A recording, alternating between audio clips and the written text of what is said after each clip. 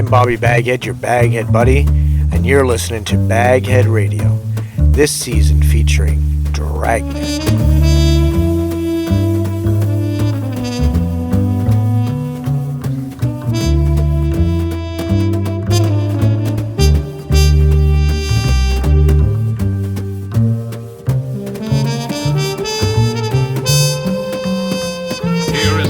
NBC's great parade of new shows.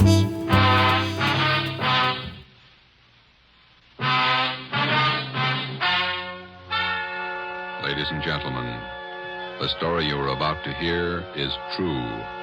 Only the names have been changed to protect the innocent. NBC brings you Dragnet.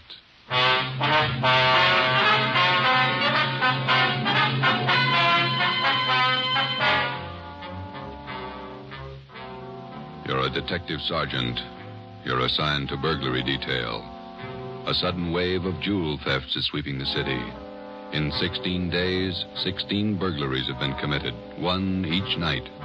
They bear the same trademark. Thousands of dollars of jewels are missing. The thief is a master at his trade. Your job, get him. Dragnet, the documented drama of an actual crime, investigated and solved by the men who unrelentingly stand watch on the security of your home, your family, and your life. For the next 30 minutes, in cooperation with the Los Angeles Police Department, you will travel step by step on the side of the law through an actual case transcribed from official police files. From beginning to end, from crime to punishment, Dragnet is the story of your police force in action.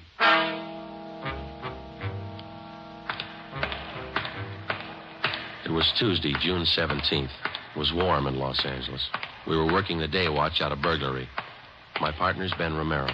The boss is Ed Backstrand, chief of detectives. My name's Friday. I was on the way into work that morning, and it was 7:53 a.m. when I got to room 45. Burglary detail. Hi, Joe. How are you, Walker? Gonna be a scorcher out today. Yeah, just like yesterday. Ben in yet? I think he's over in communications picking up the mail. Thanks. You guys been busy? Yeah, kind of. Jewel thefts. Anything big? No big hauls, but he's consistent. 16 nights in a row. Same guy? Think so. Same M.O. And everybody's got troubles. Gotta check some records. See you later, Joe. Okay, Willie.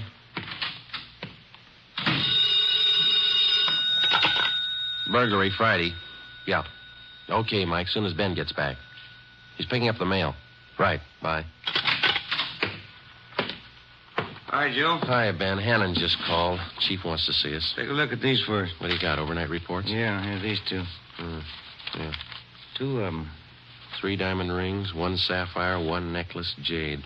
Big haul. Look at the other one. Lady's watch, diamond band, emerald bracelet, tourmaline brooch.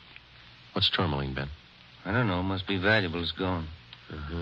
Let's see. Owner left house about 9 p.m., returned about 1:30 a.m., found property gone, scratches on the door. Probably using the cellophane method. Hasn't missed yet. 2 in 1 night. Well, he's picking up his pace. Must have a bag full of loot somewhere, whoever it is. You get the description sheets from pawn shop detail? Yeah, I got them right here. You take half of them. Let's see what luck we got this morning. Yeah, Nothing so far. Me neither. Let's see. I'll get it, Joe. Burglar Romero. Hi, Ben. Chief still wants to talk to you, boys. He's got an appointment at 8:30. Wants to see you before he leaves. Okay, Mike. Just checking some buy sheets. Be right in. Better make it fast. He's in a bad mood this morning. Okay, Mike. Thank you. Backstrand again? Yeah, he's in a bad mood. Come on. Wonder what's bothering him. Something's bad. He doesn't blow very often. Chief of Detective's Office, Hannon. Go ahead in, boys. He's waiting. Thank you, Mike. All right, ma'am. I'll connect you. Friday, Romero, sit down. Wait till I get the phone. Backstrand. Oh, yes, Mrs. Winthrop. Yes, ma'am. We're doing all we can. Yes, ma'am. Yes, ma'am. Yes, I'll do that. Yes, ma'am. Goodbye. Got trouble, Ed? Taxpayer, Mrs. Winthrop. You two ought to remember the name. We do, Skipper. 10 days ago, somebody lifted $2,000 worth of diamonds from her bedroom while she was at the symphony. Last night, she was hit again. A diamond watch, an emerald bracelet, and some kind of a brooch. Tourmaline. I don't care what kind it was. It's gone. What's the pitch? We just read a report a couple of minutes ago, Skipper. Could be a tie-in with those other 16 jobs. 16 jobs in 16 days. You haven't got a lead on the thief yet? Nothing shows up. No prints, nothing. What about the pawn shops? Nobody's tried to soak any hot stuff as far as we know. We double-checked the detail. We got every hock shop in town on the alert. Whoever it is, they've got to try to pawn the stuff sometime. Unless they're going to give diamond rings for Christmas presents. And they haven't tried the pawn shops yet, Skipper. We're sure of that. Look, 16 burglaries in 16 days. Jewels and watches. Good ones. Well, it's got to stop. It's got to stop soon, you understand? We'll stay right on top of it, Ed. We're doing all we can. For 2 weeks, I've had half a dozen women calling me every day. Society women.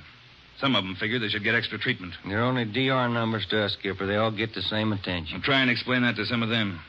They think you're in on the racket. Maybe you boys would like to take these calls some morning. No thanks, Ed. All right, then, let's get some action. Keep the pawn shop operators on their toes and get after every known fence in town. That's all. I've got an appointment. All right, Ed. Check you later. Holding a call for you, Ben. Oh, thank you. Hello. Oh, hi, Max. What? Well, hold it. Be right down. First break, Joe. What do you got? Necklace and a watch. Both of them on the stolen property list. Where? Henry's pawn shop. 5th and Main. 6 minutes later, at 8:25 a.m., Ben and I drove up in front of Henry's Square Deal Pawn Shop. Quick cash, no red tape, watches bought and sold. The proprietor was Max Murphy, an old friend of Ben's. Well, pal, of all days, it had to happen yesterday. Took the day off and went fishing up at Big Bear. I left my nephew in charge, Harry. A real knothead, that kid. How do you mean, Max? Joe, if I told him once, I told him 101. Whatever you do, whatever they come in with to Hawk, check it with the list. Check it with the stolen property list. What does he do?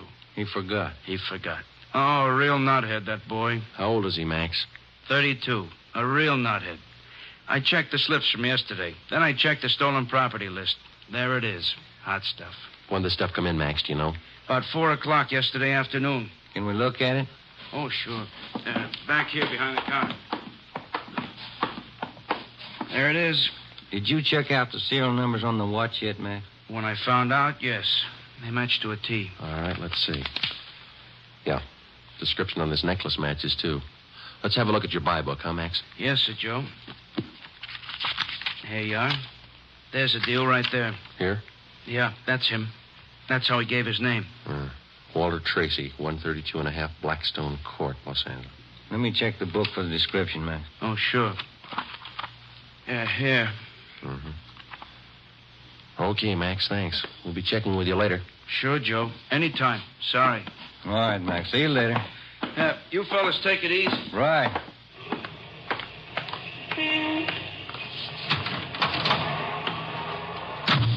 Want to check and see if we're clear, Joe? Yeah, I will. 80K to Control 1. 80K to Control 1. Are we clear?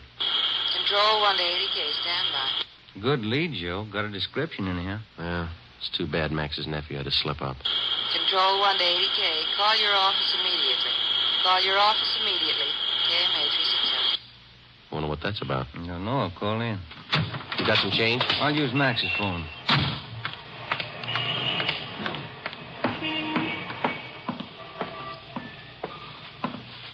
Use your phone a minute, Max. Oh, you, Ben? Sure. Help yourself. Thank you.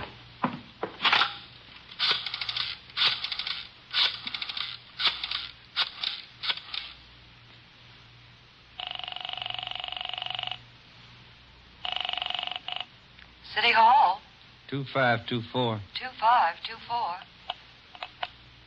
Burglary. Levine. This is Ben, George. You got something? Hot one. Universal Loan Shop, 6th and Barton Place. Guy just took in a couple of rings. He checked too late. What you mean? He checked the form after the guy left. It was signed Walter Tracy.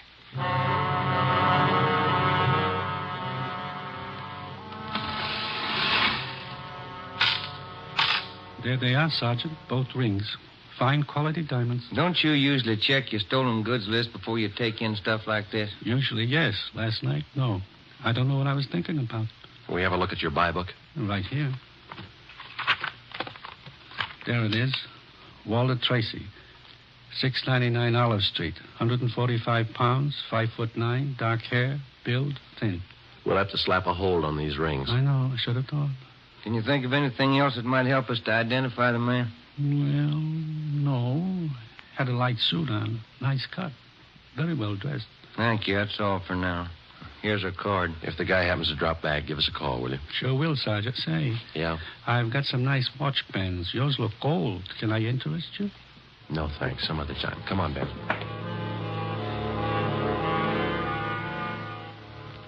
That afternoon and the following morning, despite our alert and our warnings, 2 more pawn shops called in with reports of stolen watches taken in. We checked them out. The serial numbers on the watches matched those on the stolen property list. On the pawn shop account books, the loan was listed under the name Walter Tracy. The addresses were given as number 12 St. Vincent Place and 700 East Flower. The descriptions of the man were the same. Slight build, well-dressed, about 145 pounds, 5 feet 9 inches tall, dark wavy hair. We had the name and description distributed to every pawn shop in Los Angeles and surrounding communities. Through our informants, we checked up on every known fence in the city. For the next 2 nights, we received no reports of stolen jewels. That made up for the double burglary the night before. On June 19th, the box score read 18 successive nights, 18 successive jewel burglaries. At 3:25 in the afternoon, Ben and I sat down to check over the late incoming reports. Got anything, Joe? Not yet, no. Nothing here. Maybe the guys left town. Nope. No such luck. Take a look.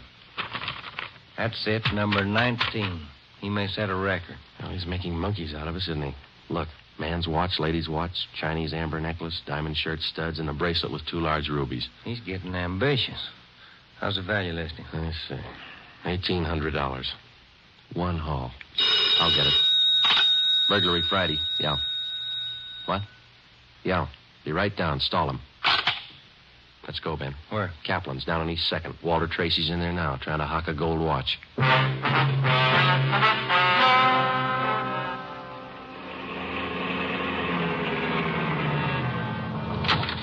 Ben, cover the door. I'll give it a look like I'm shopping around. Right, but watch your step. We don't know this guy. Yeah, stay close to the door, huh? I'm sorry, that's the best we can do on the watch. Look, Mac, this is gold. 21 jewels. Well, that's the best I can do. Drop dead. Well, it's the best I can do. Don't get sore. Yeah, sure. See you later. That's him, Sergeant. Walter Tracy. I stalled him as long as I could. All right, I'll check back with you later. Did you spot the guy that just came out? Yeah, I went up the street. Let's follow him. Hustle it. You spot him, Ben? Straight ahead, about 15 yards. He's crossing the street. Yeah, let's get up a little closer. We'll lose him, sure, if the light changes. Come on, run for it. Watch the traffic light. Yeah. That was close. He might have spotted us. It's going faster. Come on, Joe, run. Yeah. Don't lose him. This crowd's not helping. Hey, wait a minute. I bet you're a cop. You're chasing somebody. All right, let go of my arm, mister. Let go. Well, you don't have to get tough. Lousy cops think they own the street. I'm going to write the mayor's office. Come on, Joe. He's running for it. Yeah, I see him. Watch the signal up ahead. Hurry, Joe. Almost up to him. Into the parking lot. Hey, you! Stop! Look out, Joe. A gun. Yeah, I see him. Get away. All right, smart guy. It's a nice job. Yeah. He's too fast for an honest man. Let's take him in. When we got back to headquarters, Walter Tracy was under technical arrest. We took him directly to the interrogation room. We searched him thoroughly. We had him take everything out of his pockets and put it on the table.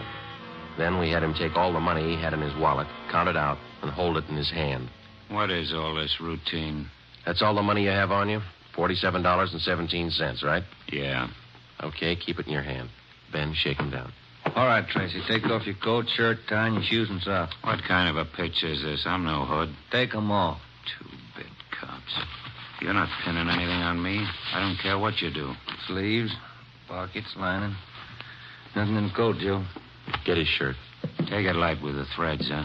Costs money. How about the trousers, Ben? Let's see. Cuffs, pockets. No. Let me get the belt. Zipper on the inside of the belt? No, it's clean. Shoes are okay. All right, Tracy, let's see the soles of your feet. I hope you don't mind. They're dirty. Why don't you take a shower? Let's see. All right, Joe, nothing. Put your toes back on. Yeah, thanks. All right, you. What's your name? Huh? I said, what's your name? You telling jokes? Walter Tracy. You know that. Your real name. How old are you, Tracy? 27. Where do you live? No place. Just got in town a couple of days ago. Where are you from? Salina, Kansas. Where you been sleeping the last 2 nights? The park, Pershing Square. Clothes don't show it. Pretty natty. I had him pressed. Where? Down by the square. I don't remember. You ever been arrested before? No. Where'd you get this gun, Tracy, the one you pulled on us? I didn't know who you were. Could have been a couple of hoods. You kind of look like it. Where'd you get... Sorry to interrupt, but I just wanted to take a second to remind you to like and subscribe, comment below. Get the gun. I won it in a crap game coming out on the train. Where'd you get the watch? Graduation present. You want to run a make on him, Joe? The gun and the watch? Yeah, I'll call him. Go on, check. You can't prove a thing. Pawn shop records, Gilmore. Gil, is Friday. Can you give me a make on a watch? Sure, Joe. Go ahead. Time Master, yellow gold, man's wristwatch. Okay. Case number 716F23. Right. Movement number B351708. Got it. Okay. Now give me a make on this gun, huh? 32 S&W automatic. Serial number 579461. Okay. Call me back? Right. What's your station number? 2572. I'll ring you, Joe. Thanks. Having fun? What'd you do with all those jewels you stole? When do I get out of here? I don't think you're going to get out. You got nothing on me. How tall are you, Tracy? Get your tape measure. 5'9". How much you weigh? 140. I'm 27. My name's Walter Tracy. I come from Salina. I've been in town 2 days, and I don't know what you guys are talking about. You sound smart. You don't act it. And you're Flying Brian, copper. What'd you do with those jewels you stole? I don't know what you're talking about. What color are your eyes? I don't know. I'm colorblind. What color would you say your hair is? You colorblind, too? You ever been arrested before? Straighten out. He asked me that. I'm asking you. No. You ever done any big time? No. All right, I don't care if you level with us or not. We're going to make you on those prowl jobs, all 19 of them. Sure. You guys are smart. You got in Los Angeles 2 days ago, is that right? Yeah. You don't know anything about any jewel thefts. That's what I said. And how come your name and your handwriting's on the account books in 4 pawn shops in Los Angeles? It's not mine. You can't prove it. We can, Tracy. Come clean. What'd you do with the stuff you stole from 1250 Moraga Drive, June 5th? I didn't steal any stuff. What'd you do with the rings and watches you took from 1400 Placerville Road, June 9th? I wasn't... Sorry to interrupt, but I just wanted to take a second to remind you to like and subscribe, comment below. In town. What'd you do with the diamond dress pins you stole June 13th, 123 South Van Ness? Did I do that? You're not only kinky, you're a bad liar. You prove it. Border get you a sawbuck, your prints bounced, Tracy. Our handwriting man's gone to work on those signatures of yours. You haven't got a chance. Now, come on. Where'd you hide this stuff? You can't prove a thing. Where'd you say you've been sleeping the last 2 nights? In the park, Pershing Square. You want a map? Clothes sure look nice. I said I had them pressed. But you can't remember where. No, I can't remember where. That a crime? Friday talking. Joe, this is Gilmore. Here's the stuff you asked for. Let's have it, Gil. No make on the watch, no make on the gun. Okay, Gil. Thanks a lot. Yeah. You're in up to your neck. You said that, didn't you? You're gonna talk, Tracy. Kind of tired. All right, we'll let you sleep on it. Come on, Ben. Let's book him. Right. I'll get your jobs, coppers. Sure. Come on. We took Walter Tracy to the county jail and had him booked on suspicion of burglary. He was still sullen. We knew we had the guilty man. Now we had to prove it. As it often happens, the victims never see the burglar. They only know he's been there. They can't identify him, but they can identify their property. Our job was to find the property. When we did, we'd have Walter Tracy. And the 19 victims would have their property returned. But Tracy wasn't talking, and we knew he'd never talk unless he thought it might help him. We took the problem to Ed Backstrand. Smart punk, Skipper, but he's done time before. How do you know? Tried him out last night when we brought him in. He talks like it and he acts like it. But he won't cop out. Are you sure? He won't talk in 100 years. He knows he's got us in a spot. Well, one thing's sure. We're not going to send him up without finding the loot first. He's planted the stuff somewhere in this city. We've got to find it. Ben and I have got an idea, Ed. It's not going to be easy, but it might work. What is it? Tracy tried to soak some of the stolen property at 4 separate pawn shops in the downtown area. Yeah? At each one of those 4 pawn shops, he gave a local address. Now, we're sure he must have a room or an apartment someplace in town. All right. Where? That's where guesswork comes in, Skipper. Every one of those addresses he gave falls within a certain area. How big an area? Oh, you got that street diagram, Joe? Yeah. Here it is, Ed. From Figueroa here to San Pedro, and from Pico down to 1st Street. The area's about 12 blocks wide, 14 blocks long. That's a lot of territory. How are you going to cover it? On foot. We'll take Tracy with us. Plenty of legwork. You sure it's the answer? We got to find the stuff, and it's the only way we can figure it. Hotels, apartments, rooming houses. There must be hundreds of places he could stay in that territory. It'll take a couple of weeks. Yeah, on foot it will. All right. It's tough, but it's your idea. Go to it. An hour after we left Chief Backstrand, we got Tracy out of his cell in the county jail and started our canvass of the appointed area. We took the usual precautions and handcuffed Tracy's wrists to our own. We started the search for his hideout at 1st Street and Figueroa. It was a warm day in Los Angeles. The temperature was 91. After the first 3 hours, I could tell Ben's feet were ready to give out, and so were mine. We couldn't even have the comfort of complaining. That had encouraged Tracy, and he was cocky enough already. He cursed and threatened every step of the way. My legs off. All right, quit pulling, will you? Come on, Tracy, up the stairs. Another one to check. Warm day, Joe. Yeah, a little. What do you mean, a little? Must be 110. Yes? What is it? You the manager? Yes. Could you tell me which apartment this man has in your house, ma'am? Who, him? Yes, ma'am, this one. Never saw him before. He don't live here. All right, ma'am, thank you. Yeah. Hot, ain't it? When are you going to get wise? Come on, Tracy. Well, that finishes this side of the street. You want to cross over, Joe? Yeah, let's go. I'm hungry. I want to eat. After we cover the other side of the street. You can't do this to me. I'm going to get a lawyer. I'll have your jobs, both of you. Yeah, come on. We only got a couple of hundred places to cover.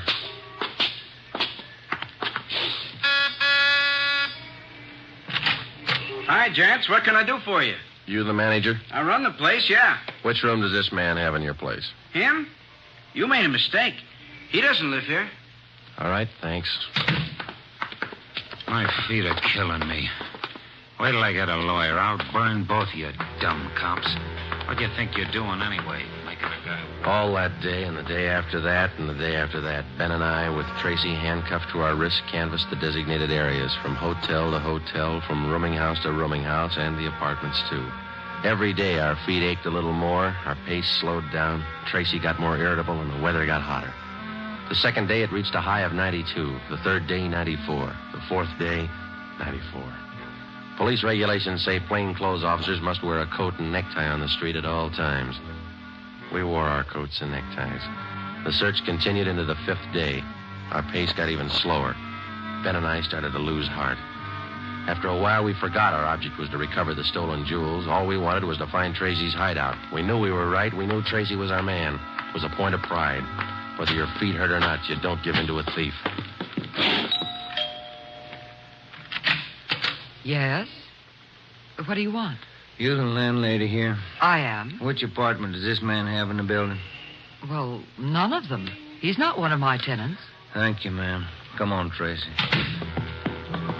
By the sixth day, all three of us had special pads in our shoes. Our feet ached worse than ever. Tracy let us know about his every 3 minutes.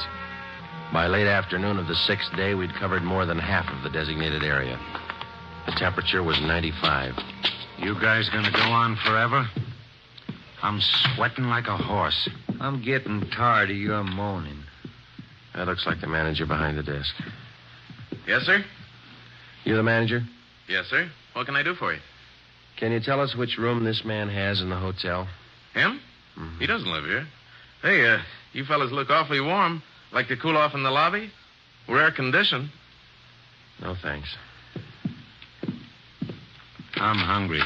When do we eat? You're always hungry. You got the biggest mouth on a cop I ever saw. Oh, all right. Yeah. I'm hungry. I want to eat. Now. Wait till I give this story to the papers. Mistreating innocent guys. They'll break you. All right. Come on, up the stairs. I'm going to get a lawyer tonight. I'll show you. Yes? Why, Mr. Baker, where have you been? We questioned the landlady, a Miss Elizabeth Hunter. She told us that Baker, alias Tracy, had rented an apartment from her about 2 months before. That's all the information she could give us. Tracy clammed up. He would admit nothing. We asked Miss Hunter to accompany us as a witness. We took the elevator up to Tracy's apartment on the 6th floor. Miss Hunter, Tracy, Ben, and I. Down this way. Here. Do you want me to open it? Please, Miss Hunter. What? There's a girl. Walter? What is it, Walter? I told you to get out of town if I didn't come back. I didn't want to leave. I didn't want to leave without you. I thought you slept in the park. Take a jump. Where's the stuff hidden? All right, Ben, handcuff him to a chair. The girl behind him. We'll find the stuff ourselves. All right, Tracy. All right, you're next. I haven't done anything neither. See, you can't prove it. Billy, shut up. That's better. No talking between you two. If there is, we'll separate you. All right, Ben, you take the living room here. I'll try the kitchen. And get a window open. It's hot in here. All right. Sergeant, you will be careful of the furniture. Yes, ma'am. I had no idea. You, Mr. Baker, of all people. Don't talk to him, please, ma'am. Oh, yes. Tin cop. Why don't you spell? Ben, look. It's only the beginning. He's got the stuff scattered 7 ways for Sunday. We're going to need help. In the milk bottle? Yeah, 2 rings, 3 loose diamonds, and this bottle of mayonnaise. We found some kind of a brooch in it. A couple of watches taped to the underside of the kitchen sink. All right, you. Convinced? Okay, Ben, call Backstrand. There was a definite possibility that Walter Baker, alias Tracy, had stored some of his stolen loot outside his apartment. We stood little chance of ever recovering it unless we got him to break. Ben called Chief Backstrand, and in 10 minutes he arrived at the apartment with another man from burglary detail, George Levine. Together we went over the 4-room apartment foot by foot. We found jewelry, watches, loose stones in every conceivable place. In cartons of cottage cheese, in jars of cold cream, in the garbage can, everywhere. Who's your girlfriend? All right, I'll ask her. What's your name? I said, what is your name? Billy. Billy Crawford. He didn't do anything. He didn't. All right, Billy. Maybe you can tell us. Where's the rest of the stuff he stole? He didn't steal. He didn't steal anything. Billy, shut up. Keep quiet, you. Ed, wait a minute. What? Just a minute. I want to look over here. Papers. Taped to the underside of that top drawer. What is it, Friday? No, you can't. You can't. Look at these. All right, you found them. I'll talk. No, Walter, don't. Parole papers. He's an ex-con. Yeah, I'll cop out. Don't do it, Walter. Billy, shut up. Dumb dame. The rest of the stuff, where is it? On the roof. Inside the ventilator, the one near the front, you'll find a couple of paper bags. That's it. Levine? Got it, Chief. I'll check it. Your papers say you did time in Oregon. What for?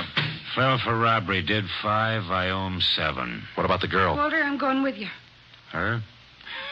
I don't know. You figure it. All right, Friday. Romero, take the girl to Lincoln Heights and book her. We'll take him. Right, Ed. Come on, Ben. No, Walter, I want to go with you. I'm sorry, ma'am. This way out. All right, easy, lady. No, wait a minute. Just a minute. Walter? You're a dumb dame, Billy. So long. Walter. All right, come on, let's go. What's the matter? You feel all right? He lied. He said he loved me. He lied to me. Don't feel hurt, lady. He lied to everybody.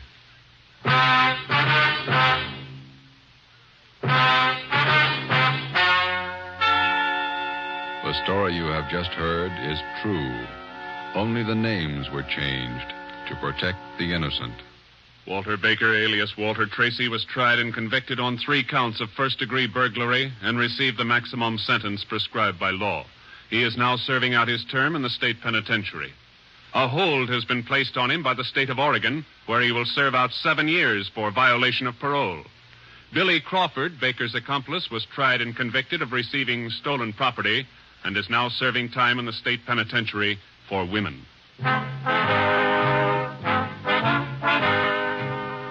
You have just heard the 11th in a new series of authentic cases transcribed from official police files. Technical advice for Dragnet is furnished by the Los Angeles Police Department. Tonight's program is dedicated to Warden Clarence A. Larkin of Folsom Prison, Sacramento, who, on the evening of September 24th, 1937, gave his life so that yours might be more secure.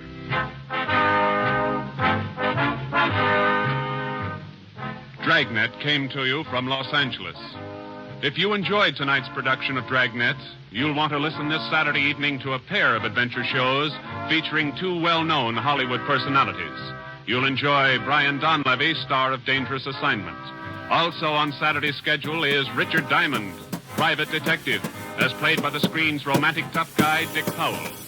Listen to both of these exciting programs this Saturday over most... I'm Bobby Baghead, your Baghead buddy, and you've been watching Baghead Radio. Please click like and subscribe. Comment below.